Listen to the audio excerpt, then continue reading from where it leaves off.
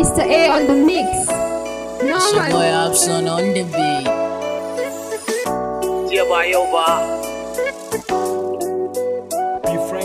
An ce kowa ya riga ka bacci zai tashe ka a kwana. Hip hop tana wuri na ai tare muke ta kwana. Muna ta basu rap har cikin dare da rana. Da hip hop muka yi aure kaga ba batun ban kwana.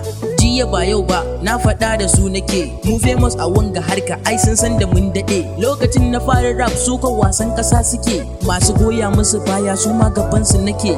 Ina bala'i malam nan gida da can waje. Rapper sun karya da na shigo mic din za su aje. Sai ku daina sauri dan shi rapin ba a mai garaje. Dan duk inda jirgi ya je wata ran kunkuru za ya taken namu sun sani. Jiya ce to ba fa yau ba. Wakar ta su na sani ai mai daɗi ba za su yi ba. Kullum muna blowing haters ai ba za su so ba. Dan na girma wanga harka domin ni fa ba dan yau ba.